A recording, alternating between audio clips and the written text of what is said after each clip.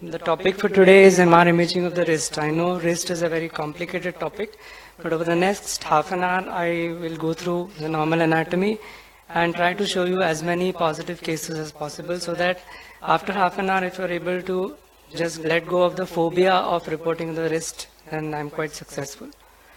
Technical considerations for wrist and hand imaging, 3 Tesla is always preferred, but you can do it on a 1.5T as well. Use dedicated coils as far as possible. Optimize your sequences.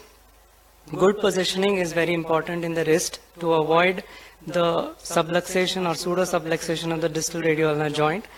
They can be positioned either in the neutral position or a prone position or a supine position. Now what we do on our MR is we place the hand sideways so that it is in a neutral position.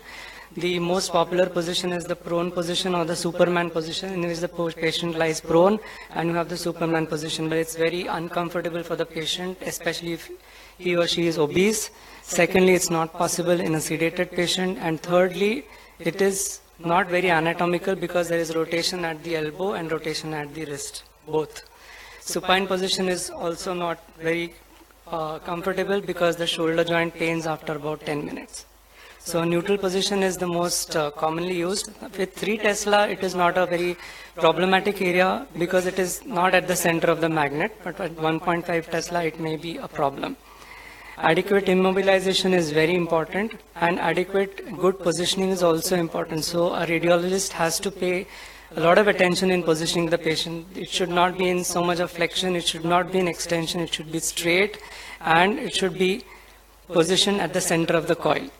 Use the lowest possible FOV, that is use up to 6 or 8 centimeters of FOV for the highest possible resolution, again on a 3 Tesla.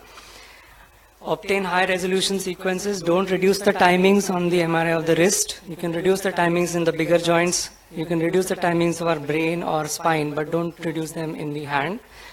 Good fat saturation is very important. Gradient sequences, I don't use too many of those. They were used at a point of time to see the cartilage and to see the TFC, but not anymore. Use of MR arthrography, I have not done any cases of MR arthrography. They are probably not required on a 3 Tesla magnet.